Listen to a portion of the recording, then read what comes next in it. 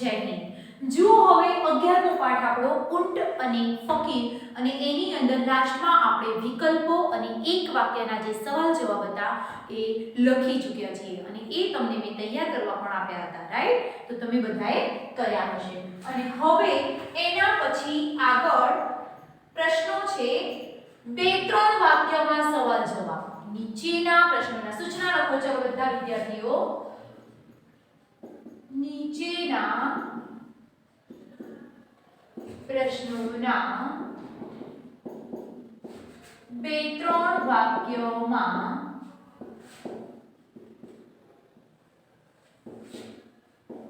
જવાબ લખો। નંબર 1, ફકીરે શા ઉપરથી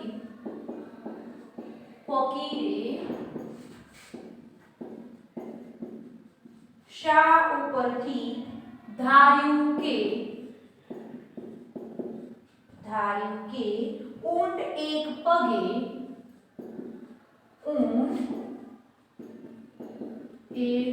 પગે ખોડું હશે। બરાબર? ચલો જવાબ, ઊંટના પગલામાંનું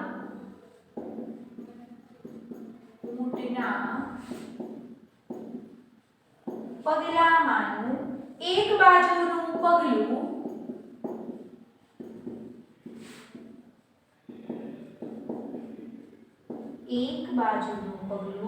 જરા ઓછું દેખાતું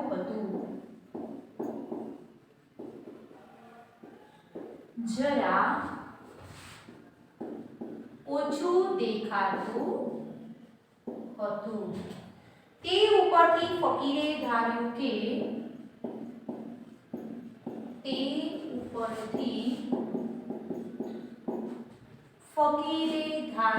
કે ઊંટ એક પગે ખોડું હશે।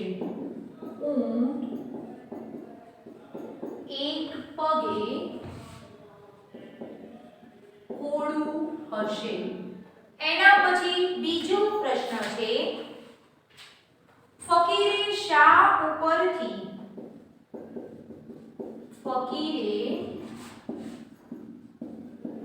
શા ઉપરથી માન્યું કે ઊંટનો આગલો એક દાંત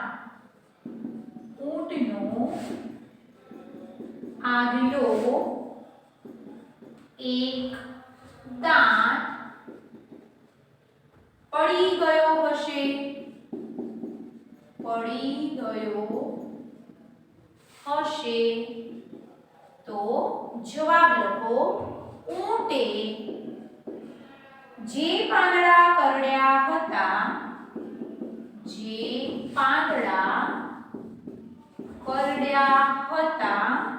તે પાંદડાનો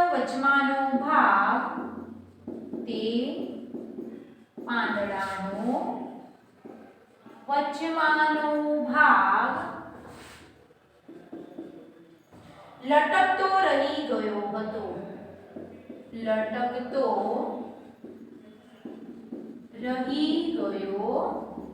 હતો। તે ઉપરથી ફકીરે માન્યું કે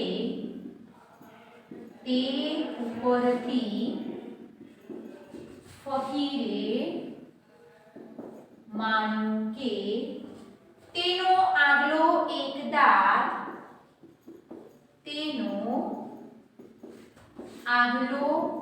એક દાંત પડી ગયો હશે। બરાબર? ચલો લખી નાખો તો બધા આ બંને પ્રશ્નોને। શું છે? પહેલો પ્રશ્ન છે, જુઓ જો, ફકીરે શા ઉપરથી ધાર્યું કે ઊંટ એક પગે ખોડું હશે। ફકીરે શા ઉપરથી ધાર્યું કે ઊંટ એક પગે ખોડું હશે? તો જવાબ, ઊંટના પગલામાંનું એક બાજુનું પગલું જરા ઓછું દેખાતું હતું। તે ઉપરથી ફકીરે ધાર્યું કે ઊંટ એક પગે ખોડું હશે. એના પછી બીજો પ્રશ્ન છે, ફકીરે શા ઉપરથી માન્યું કે ઊંટનો આગલો એક દાંત પડી ગયો હશે. ફકીરે શા ઉપરથી માન્યું કે ઊંટનો આગલો એક દાંત પડી ગયો હશે. તો ઊંટે જે પાંદડા કરડ્યા હતા તે પાંદડાનો વચમાંનો ભાગ લટકતો રહી ગયો હતો. તે ઉપરથી ફકીરે માન્યું કે તેનો આગલો એક દાંત પડી ગયો હશે. બરાબર? ઓકે. હવે એના પછી આગળ ત્રીજો પ્રશ્ન.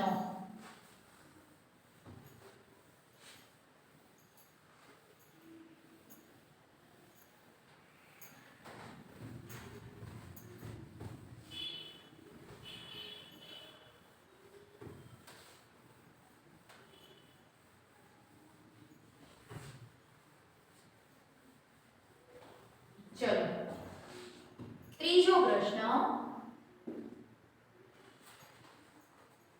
ફકીરે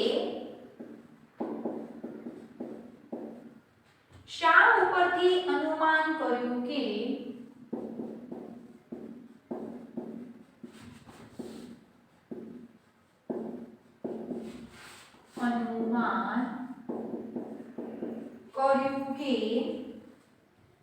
ઊંટની એક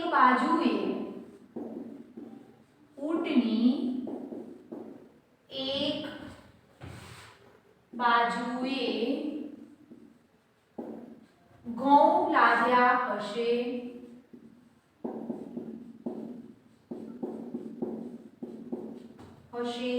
અને બીજી બાજુએ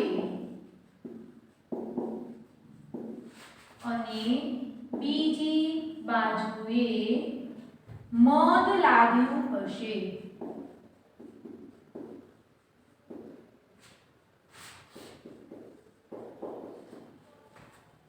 તો જવાબ ઊંટના માર્ગની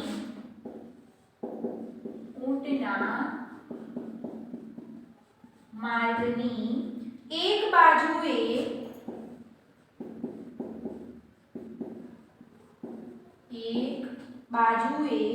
ઘઉં વેરાયેલા હતા.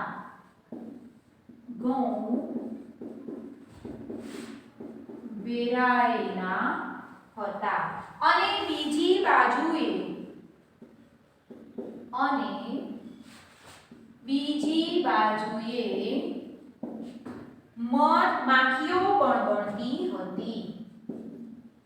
માખીઓ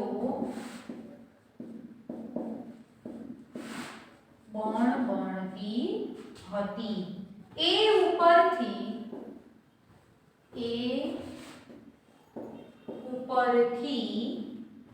ફકીરે અનુમાન કર્યું કે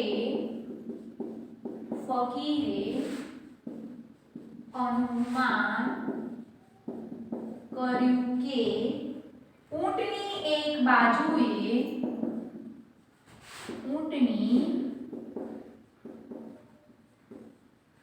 એક બાજુએ ઘઉં લાગ્યા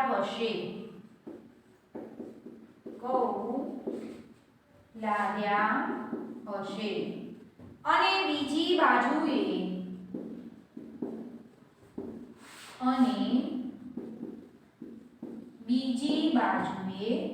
મધ લાગ્યું હશે. બરાબર? હવે પ્રશ્ન નંબર 4, ફકીરે શા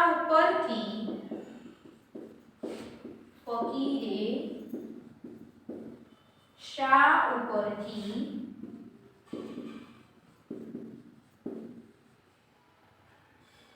માની લીધું કે ઊંટ એકલું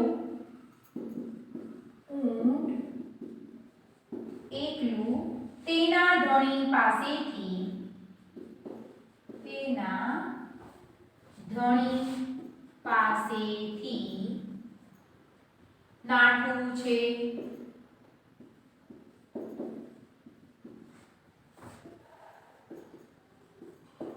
જવાબ ઊંટના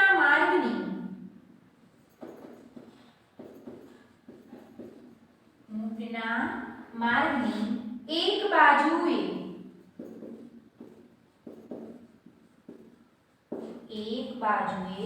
ઘઉં વેરાયેલા હતા.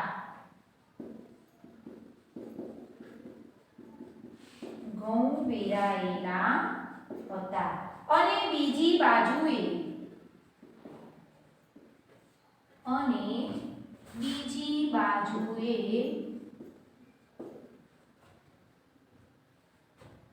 માખીઓ બણબણતી હતી.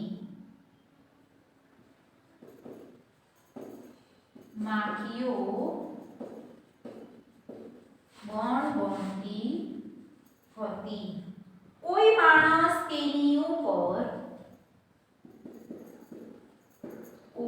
માણસ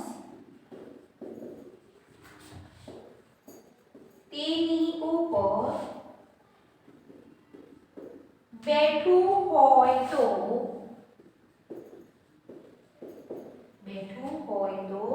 ઘઉં કે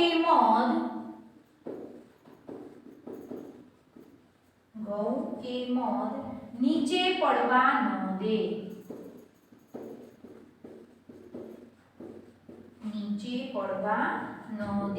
એ ઉપરથી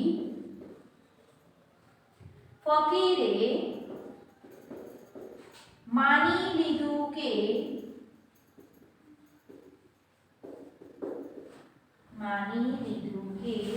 તે ઊંટ એકલું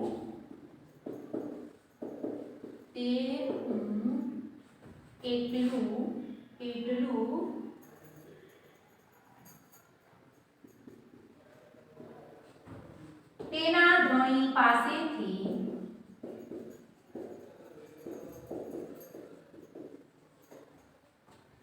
નાઠું છે.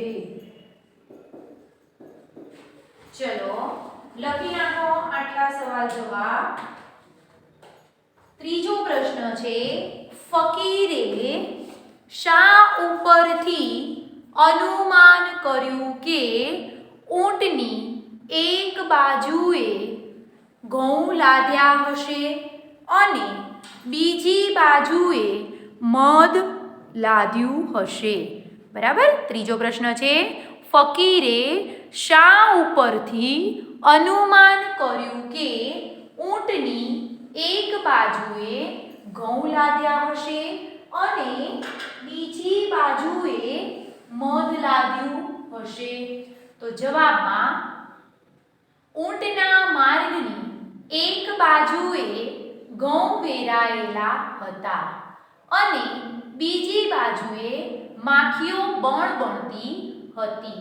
એ ઉપરથી ફકીરે અનુમાન કર્યું કે ઊંટની એક બાજુએ ઘઉં લાદ્યા હશે અને બીજી બાજુએ મધ લાદ્યું હશે. બરાબર. અને એના પછી ચોથા નંબરમાં શું છે જુઓ, એ જ પ્રકારનો પ્રશ્ન છે. ફકીરે શા ઉપરથી માની લીધું કે ઊંટ એકલું તેના ધણી પાસેથી નાઠું છે? તો એના જવાબમાં જુઓ, ઊંટના માર્ગની એક બાજુએ ઘઉં વેરાયેલા હતા અને બીજી બાજુએ માખીઓ બણબણતી હતી. જો કોઈ માણસ તેની ઉપર બેઠું હોય તો ઘઉં કે મધ નીચે પડવા ન દે. એ ઉપરથી ફકીરે માની લીધું કે તે ઊંટ એકલું તેના ધણી પાસેથી નાઠું છે. સમજાઈ ગયું? મૌખિક પ્રશ્નો તૈયાર કરવાના, કોઈએ ગોખવાનો પ્રયત્ન નહીં કરવાનો. બરાબર. એના માટે મેં તમને કીધું હતું કે વાર્તાને તૈયાર કરવી ખૂબ જ જરૂરી છે. તૈયાર કરવી મતલબ 2 થી 3 વખત એનું વાંચન કરવાનું અને એને સમજવાનું. એને બરાબર સમજી જશો તો આ બધા પ્રશ્નો તમને મૌખિક રીતે આવડી જાય. બરાબર ને? ઓકે. હવે એના પછી આગળ હજુ એક પ્રશ્ન પાંચમો બાકી છે. આગળ આપો 5 નંબર.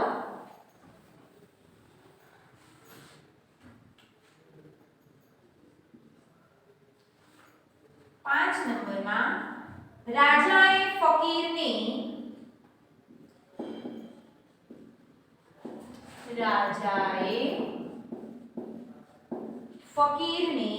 છોડી મૂકવાનો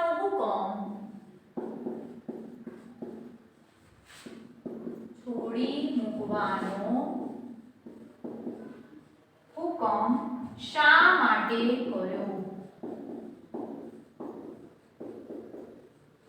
બરાબર. એનો જવાબ ફકીરે કરેલું વર્ણન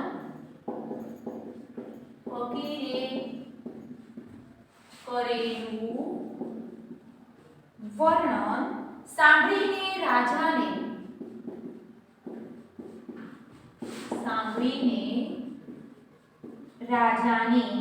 ખાતરી થઈ કે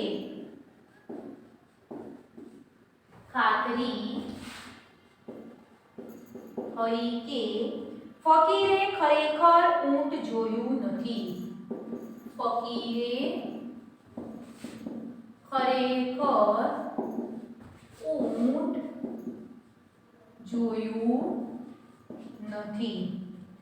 કે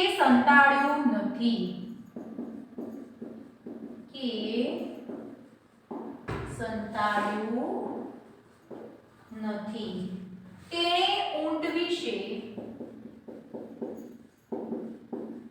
તેણે ઊંટ વિશે જે કહ્યું તે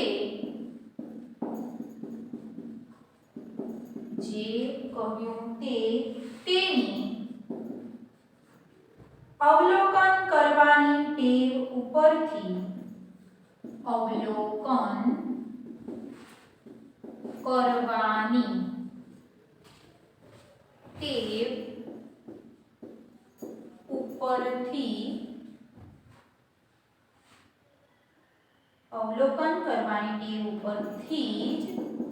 જ કહ્યું હતું. આથી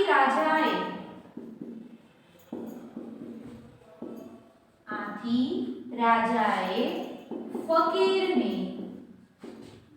છોડી મૂકવાનો હુકમ કર્યો.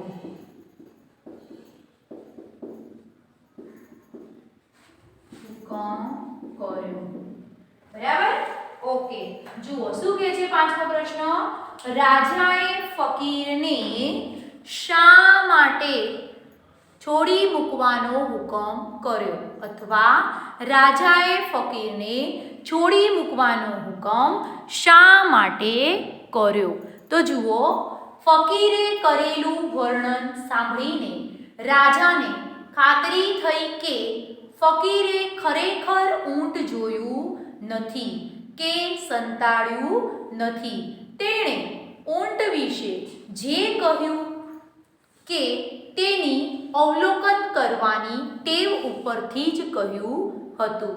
આથી રાજાએ ફકીરને છોડી મૂકવાનો હુકમ કર્યો. બરાબર.